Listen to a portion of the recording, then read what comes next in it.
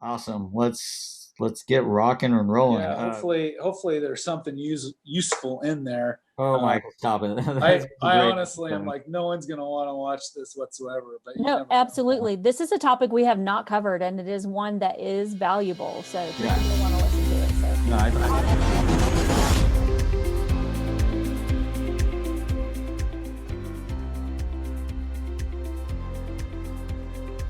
Welcome to the messy back end of entrepreneurship. This is Mark Deal of Podcast Editor Academy and Podcast Guest Academy. We all know that the back end is where most businesses fail. This is the podcast about cleaning up the messy back end so you can save time, make money, and succeed. I felt it myself due to people, processes, and platforms. And now here are your hosts, Sheila J. Logan and Nate Tucker.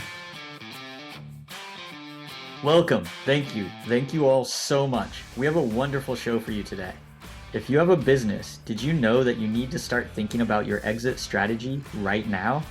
Many business owners wait too long, and thus they don't get the full value of their businesses when they try to sell it or retire. Jim Rohn once said, "Either run the day or the day runs you." On our expert segment today, we're going to be speaking with Michael Westover. He's the founder of Business Resource, which helps small and medium-sized businesses properly map out their entire business from scratch, including creating an exit strategy and everything in between. And you'll hear real questions and stories from real entrepreneurs with real messy backends. As an added bonus for the Messy Backend Exposed, our expert Michael will not only share his experience, expertise, and the tools he suggests to get your backend cleaned up, but he will also expose the systems and operations you'll need to have in place to get the most money from your business when you're ready to sell it. If you're an entrepreneur with a messy backend and you would like to submit your story or question for our experts, give us a call at 801-810-6726 or visit us at themessybackend.com.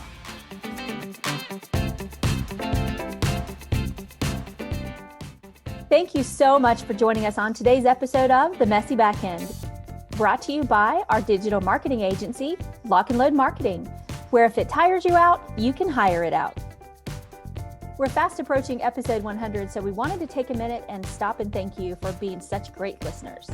Seriously, we can't do this without you. Thank you so much for listening and supporting us these last 2 years.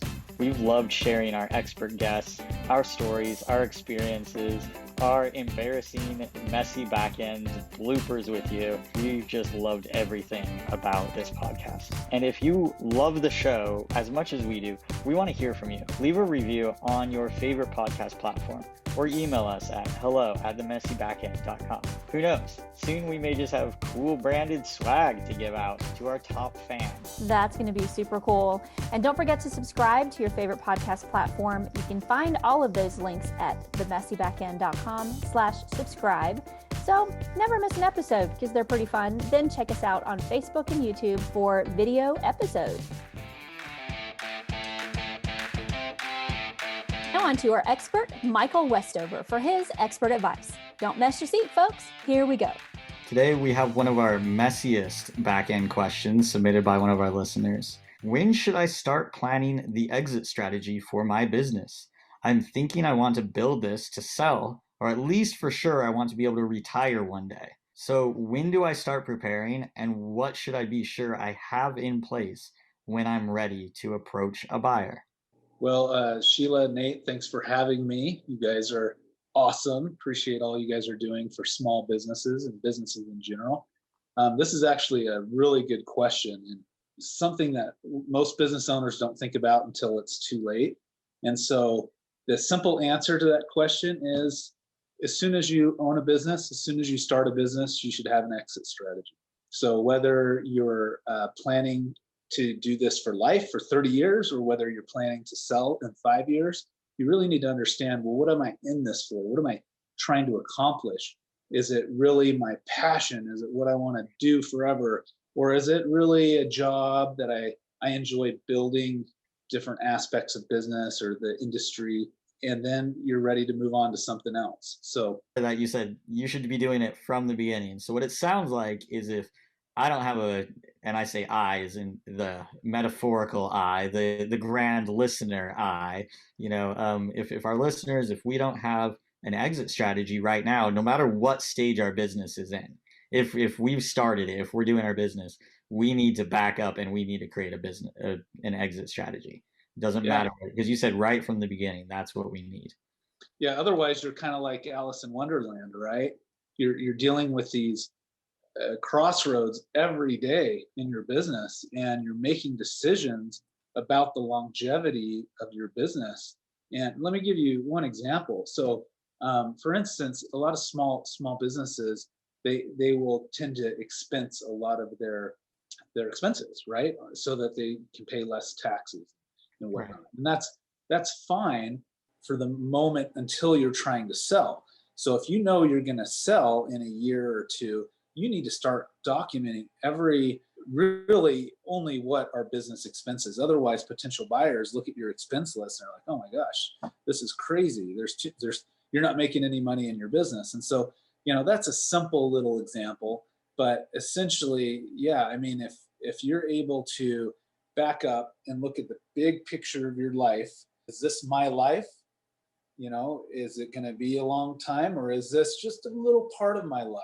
And this is a stepping stone to the next part of my life.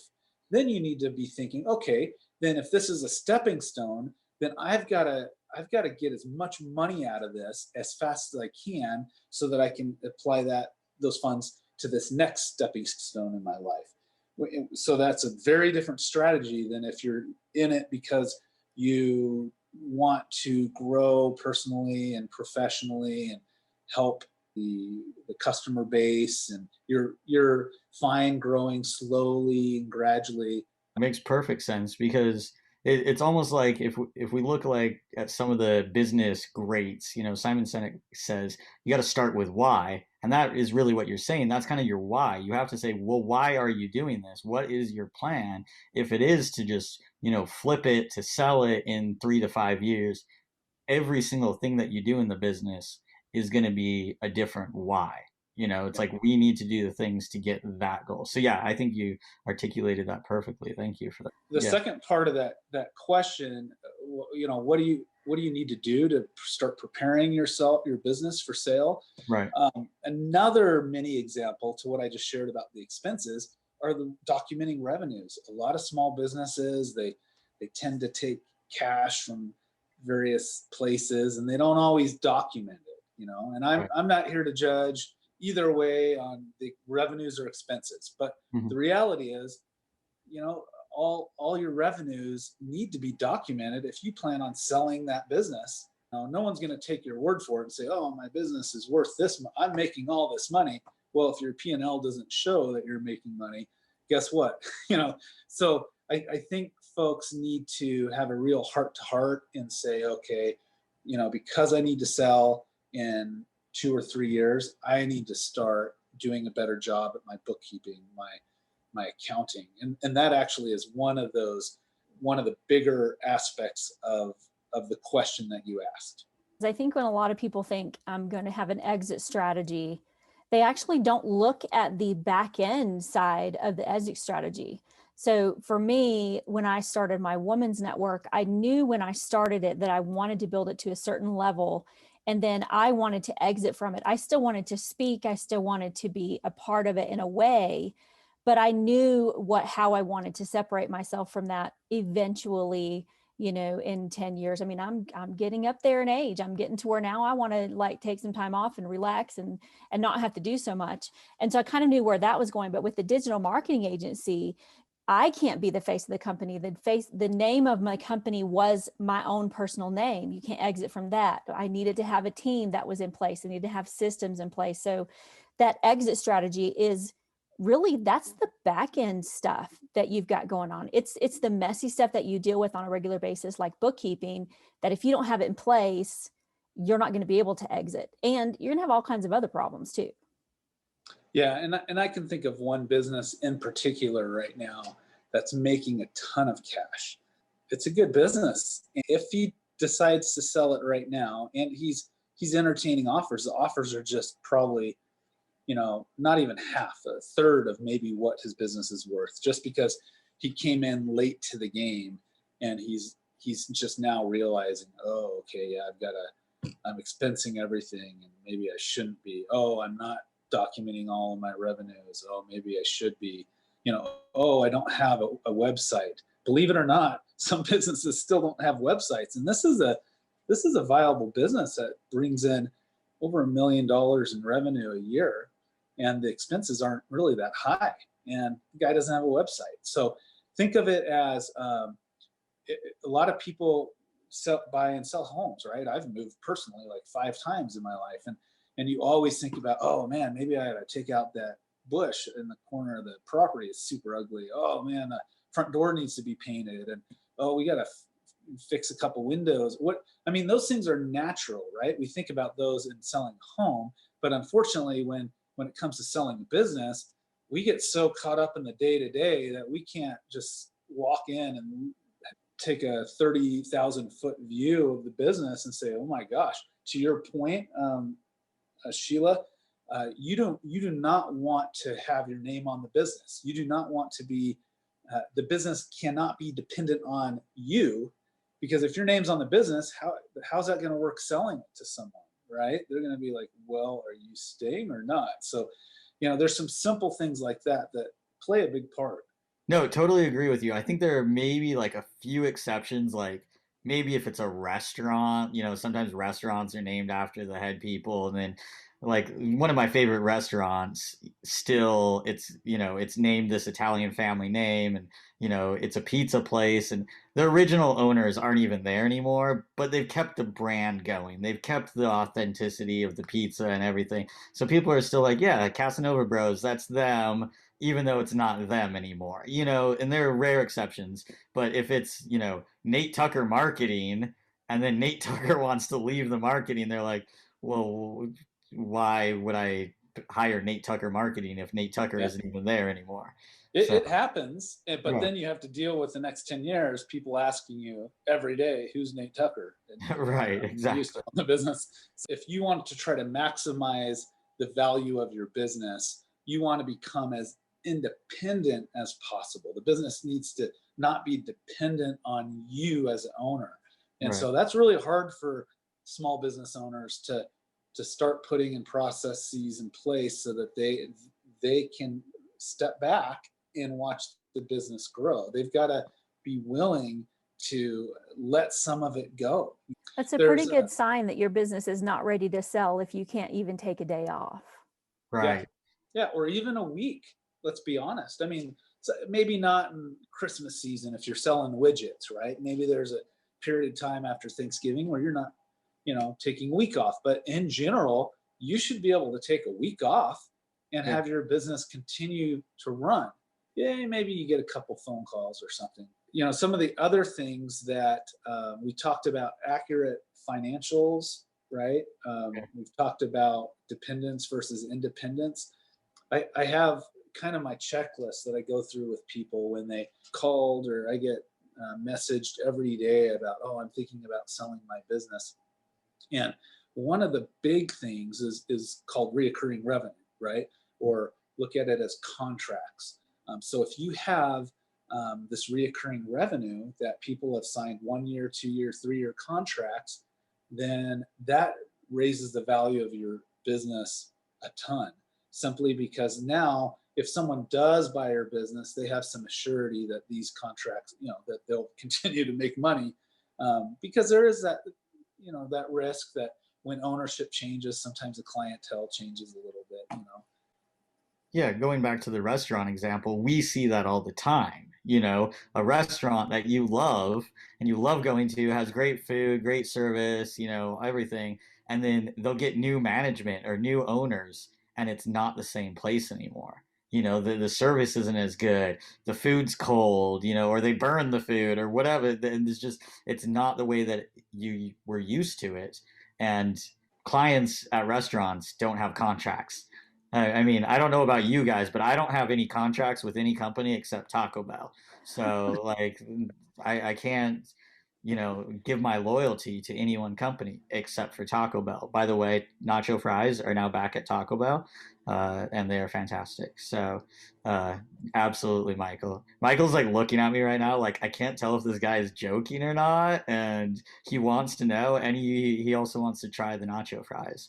Our regular listeners know that we really want Taco Bell to be one of our sponsors, and so Nate actually brings it up.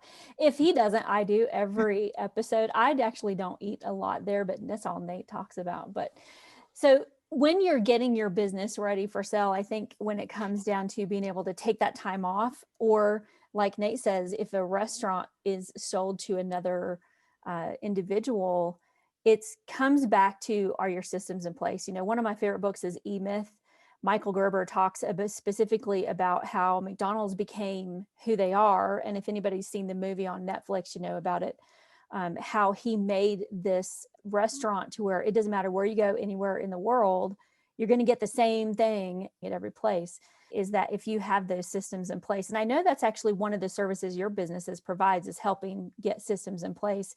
And we've talked in the past on a couple of other episodes, the way that I do it, kind of the way Nate does it. What are some of your tips for helping these business owners who are now thinking, maybe I do need to have an exit strategy? How can they go about getting things in place so that they can take time off, so that they can transition over into someone else, and things will run smoothly?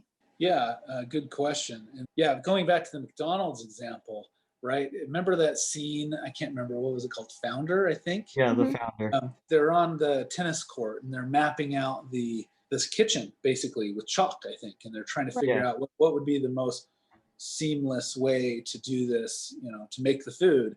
And, you know, I thought that scene was interesting. Lots of times business owners kind of need to do the same thing, maybe not physically speaking, but I'm talking more stuff like simple org charts and job descriptions. If someone's going to come in and buy your business, they need to know what Jill's responsibilities exactly, who does she report to and who reports to her, and what is she responsible for? And Bob, what does he do? And it needs to all make sense. If it's just, oh, we've been working together for 20 years, and I'm sorry, that a lot of buyers look at that as just a hot mess. Like, oh my gosh, I don't even know where to start. So coming into it clean, that you can show that you've mapped it out, you've thought it through, you've diagrammed it, and it makes sense, goes a long way.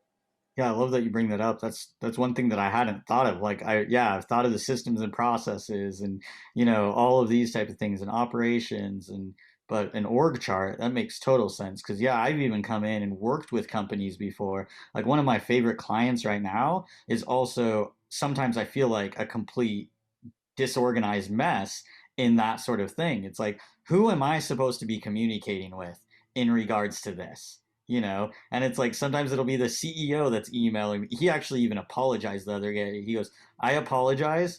I thought there was some confusion there.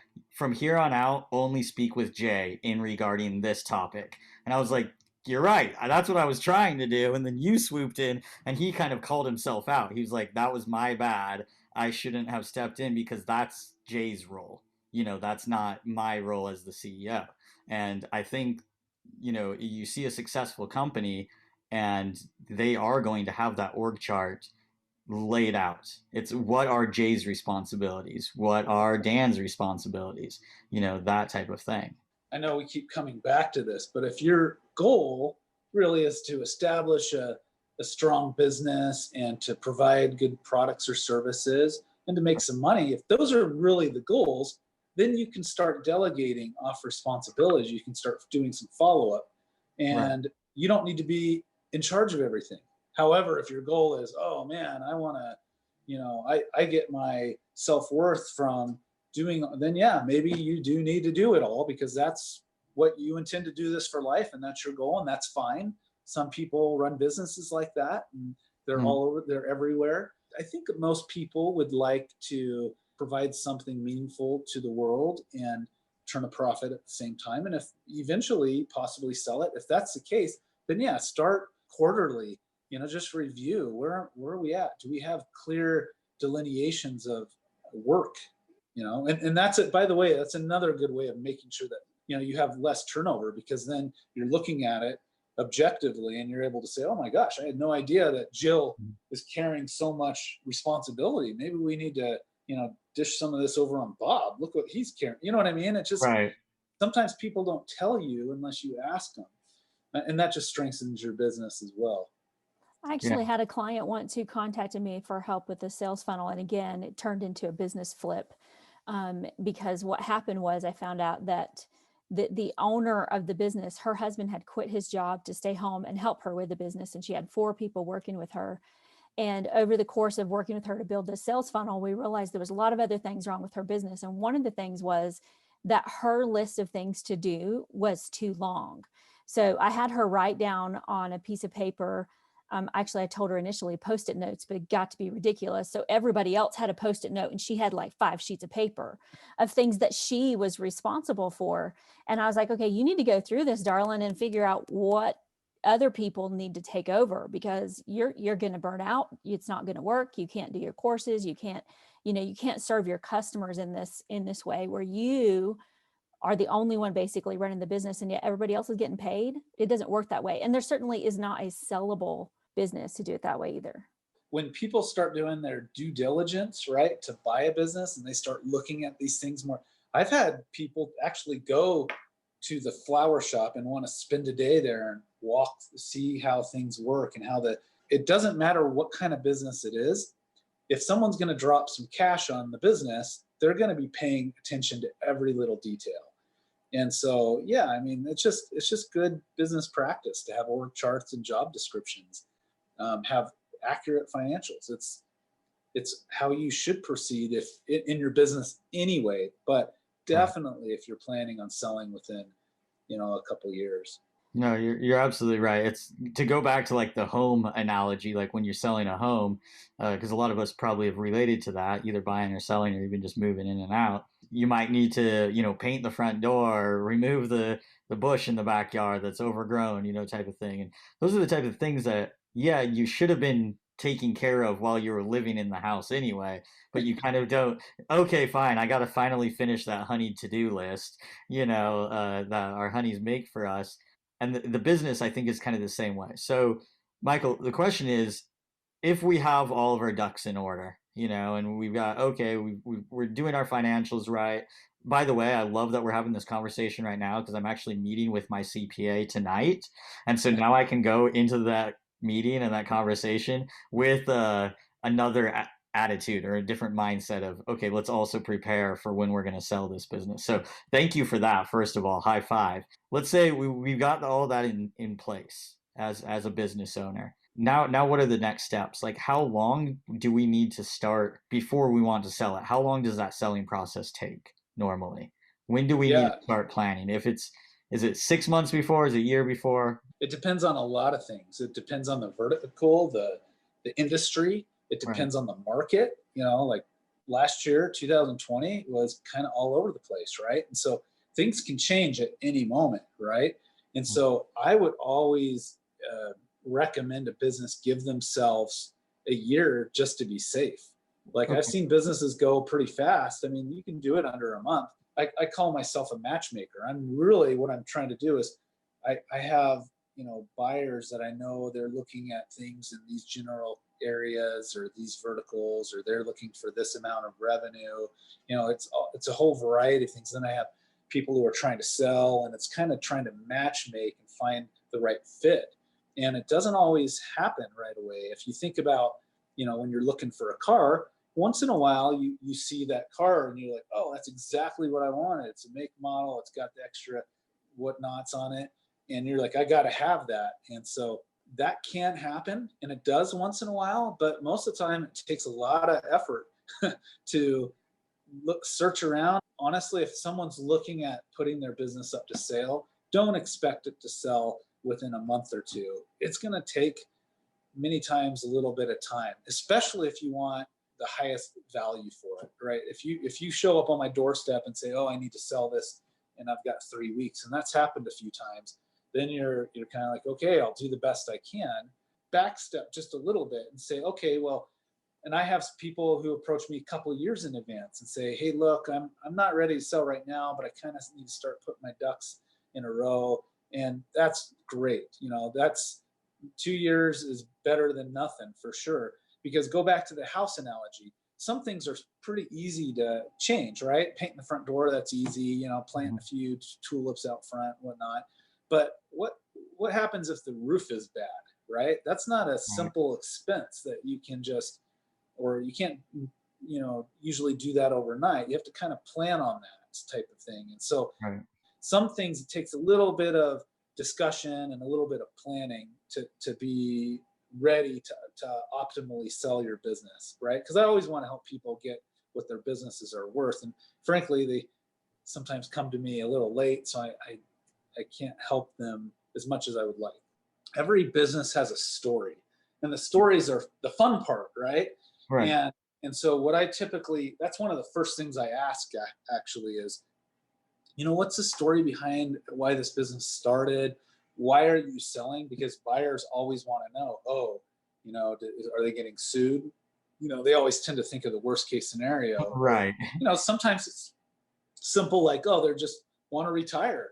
Or they're moving out of the country, or who knows. But whatever the case may be, there's always a story associated with that. And so I try to understand what they've been through, what they're going through, and then I try to couch it or present it in the best way for the seller, so that it's both accurate, but it's also helpful to the sale. Sometimes sellers aren't super polished and they don't know how to present their businesses really well. And so I try to help them, like, okay, after spending all this time with you, these are the value points that I see. And most of the time, oh my gosh, that's a ton of value. So the story, the value, I mentioned the reoccurring revenue, but there's also different revenue streams. You know, so multiple revenue channels are critical, right, for bringing top value for a business. So think of a widget, for instance. You know, you can make some money selling that in the store, you know, wholesaling it and making some money that way, or you can sell it online, right? Or you can do both. And then you can, of course, do events and different, you know, there's lots of ways to make money. And sometimes businesses, they start making money one way and they just kind of run with it. And then by talking to someone like me, you know, maybe a little bit prior to a sale, they can identify, oh, well, why aren't you doing this? Oh, well, I guess I just never thought about it a few times, but I never got around to it, or I didn't, you know, want to put money into it, but I've got money to, you know what I mean? And so multiple revenue challenges adds immense value to a business. Something always goes wrong, right? So if something happens over here, you're still making money over here. You know, a lot of people in 2020 had to pivot their businesses, and a lot of them that I found were successful already had a foot in the door of the way they were pivoting toward. It was, this is already another stream of revenue. Let's now focus our energy more on that. Maybe they were doing online events and in-person events, and in-person events were 90% and online were 10%.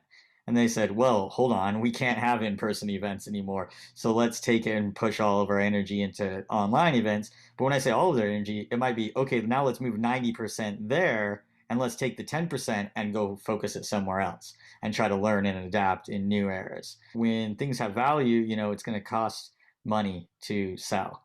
So how much does it cost? What are the costs involved? Yeah, it's a really good question. Most brokers will charge you an upfront engagement fee, and it depends on the size of the business. But even a small business, even if you're selling a $10,000 business, an online business, let's say you're selling something on Shopify, they're still going to charge you $3,000 just to list your business. And so that can be very burdensome on businesses. There's also business brokers will also generally sell you what's called a broker opinion of value, which is usually anywhere between $500 to $1,000. But it's basically them saying, based on what I've seen, I think your business is worth this. It's not. They're appraising the business. Yeah, it's kind of a basic appraisal. It's not a formal valuation. If you want a formal valuation, I've seen those go anywhere from $10,000 to a couple $100,000. Valuations are extremely expensive, but oftentimes businesses don't need a full valuation, especially if it's a smaller business under $500,000 in revenue. Yeah. Sometimes it's a little overkill. Businesses typically need the big full-on valuations if they're going public. Right. Then you need a full-out valuation. Or if there's some kind of lawsuit, or divorce or something, they're trying to see who gets what. Right. But in a lot of cases, you don't need those 100-page valuations. You can get a pretty good little valuation done for $10,000-$15,000. I have sources where I provide those for free. I have 3 different sources I use. So I would shop around. And I also don't charge any fees up front, whereas brokers typically charge that. So the way they'll get some fees up front to pay for stuff, and then they'll do the broker opinion value, and then they'll take a percentage. It's usually 15% or 12.5% if the upfront costs go down. I do 10% and sometimes even lower for friends and stuff. So you can definitely shop around. Don't just take the first guy that says I can sell your business. Shop around and see Right. what they can offer. Just like you would with a real estate agent selling houses. Like, don't just go to the first person you flip to in the yellow pages. Go shop around, see the different value, make sure that you connect with the person, make sure that they see the value in your business. So I love that, you mentioned that one of the first things you ask clients is kind of to tell them the story, right? And I think that's important, because if you have an understanding of where their story is, you're going to be able to help them sell that and articulate that story better. Yeah, I'm glad you brought that up. Bringing in a broker to help you sell your business. Pretty much all of them are exclusive, meaning that even if they don't help you, once you sign that paperwork with them, if you find someone at church, 2 days later that wants to buy it, or golfing, or you're camping and you run it, it doesn't matter. You're paying them regardless. And that is another difference that I do. I've never believed in exclusivity. It's your business. You do what you need to do. If I bring you value, then I get paid. But I'm telling you, most brokers, pretty much every broker, doesn't work like that. It's exclusive. There's upfront costs. The valuations are expensive. So yeah, make sure you're looking at the fine print, when you go into it, for sure, because you have to wait. Like if the fine print says a year, I've had people contact me, say, "Oh, I want you to help me, but I've got to wait 3 months until my contract's up." He's done nothing for me. So Yeah.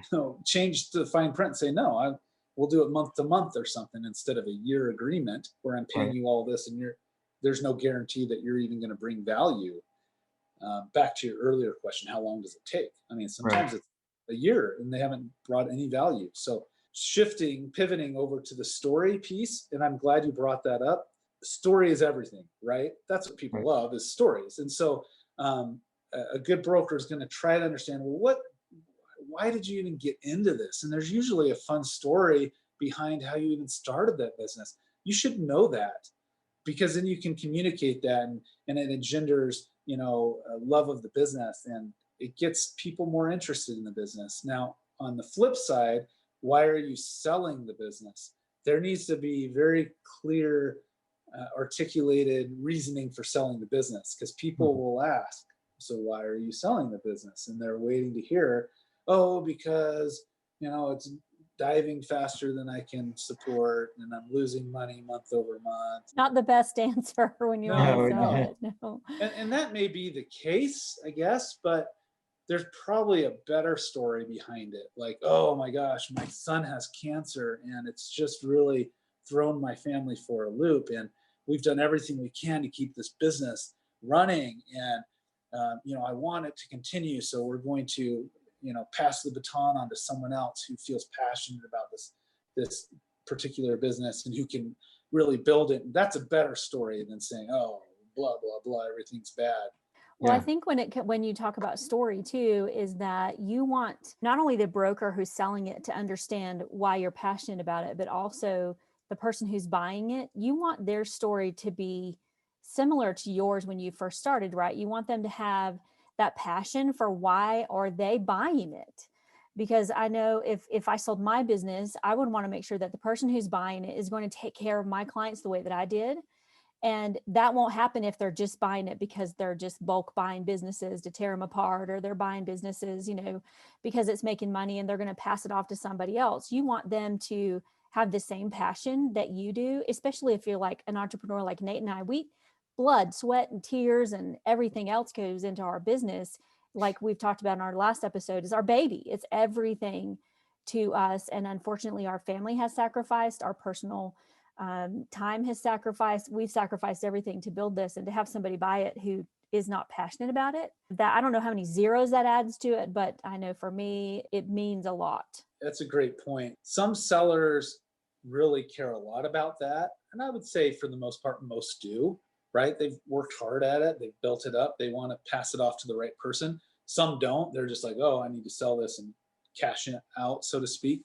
I would say that most sellers are interviewing potential buyers as much as the buyers are interviewing them. So a lot of times I'll try to get the sellers and the buyers on this, in a meeting, whether it's Zoom or in person, so they can kind of start to get to know each other and feel out, could this work? And sometimes I'm like, oh, I'm really excited about this, could be great. And it's not a great fit, or the seller doesn't like the buyer. And guess what? Sometimes buyers think that they're all that, and they didn't do a good job selling themselves either. The seller can say no. You can always say no. If you don't feel comfortable, like what Sheila was saying, if you don't feel like the person can take over your business and your legacy properly, you can say no. You can say no. Let's get somebody new in here.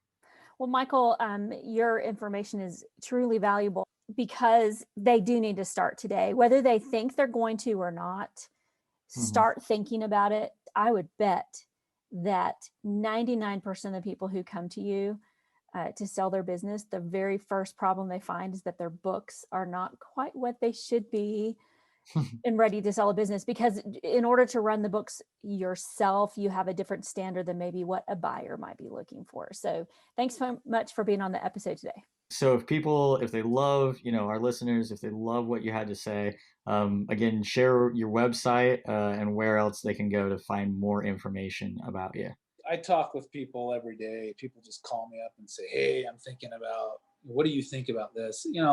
We can call it a consultation or not, but I try to help people out as much as I can, whether it's going to pay off immediately or down the road, or sometimes through referrals. But Sheila mentioned the business name, Business Resource, but it's spelled kind of funky with a Z. Pretend you're in first grade and spelling phonetically. So it's BIZNIS, businessresource.com. So you're welcome to go online and ping me. Or you're also welcome to call me directly at 385-528-8584. Yeah, thanks, Michael. Super helpful, Michael. Thanks for having me. We'll see you next time. You're listening to today's episode of The Messy Back End. We know you can't get enough of us. So have us on your podcast or have us speak at your next event. Visit themessybackend.com/speaking and send us your event details. It's true. We love speaking. And we also want to thank our sponsor, Yes Women's Network, where you will find the connections you need to achieve your dreams.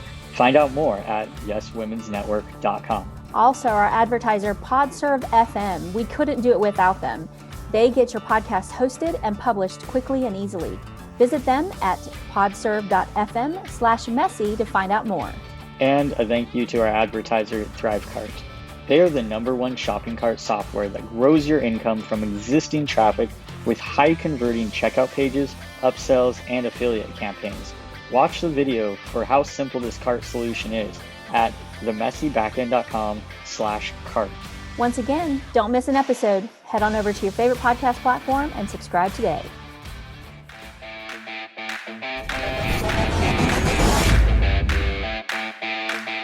That's all we have for today's episode of The Messy Back End. I'm Ella Glasgow, the general contractor of virtual events, founder of Beyond Virtual Events, where we create done-for-you, stress-free virtual events. And I don't know about you, but I'm feeling like my back end is getting clearer with every episode. I can tell you from my experience that keeping a solid eye on our mission to pull up on the greatness in people has been a key to the success of our business. Join us again next week as experts share more customized business advice and tips about all the messy stuff that goes on in the back end of entrepreneurship. Remember, you're not alone. Every business has a messy back end that needs a little attention. So Nate, what's your background? Are you talking about my Zoom background or like my business background? Because Just your background. I really love my Zoom background. Sheila liked it too, but no, People ask about it all the time. Sheila is in charge of all of the other back end stuff, which is why I get to tease her when something slips through the cracks like this, because I literally had nothing to do with it, and she is running the entire show. It's really good at throwing me under the bus too. I can just. Well, no, what I'm getting at is that she like does everything, and I literally just come up. Yeah, no wonder she's so tired, right? Right. Yeah. I know. I keep trying to tell her. I was like, Sheila, what do you want me to do? And she's like, just keep showing up. I'm like, okay, cool. You want to do the editing, Nate? Because I did not say that. No. See, that's what I need help with, and so I know not to even ask you that. Okay. So that's what she loves editing, right, Sheila? You love editing those things. No. Now you're muted, Sheila. I do love doing the blooper reels. I do. I admit it. Because I usually make Nate the center of the blooper It's usually all the dumb things that I say. That's when she gets to throw me back under the bus. It's just fine. You're not going to help with the editing? Well, I got to edit you the way that I want you to be. Here's your burping blooper reel. Yeah. Okay. Exactly. You're like, I gotta go. I'm like, I literally could not even wait 10 more minutes. I'm like, this is ridiculous. We'll retire. Jim Rohn once said, not Rohn. Jim Rohn once said, either run the day or the. It's okay. My kids are coming downstairs. They're being really noisy. Can you hear them? I heard something, and that's kind of what threw me off. So let me just say that last part again. Well, stop typing, Sheila. Yeah, well, sorry, I'm telling them to be quiet. Okay.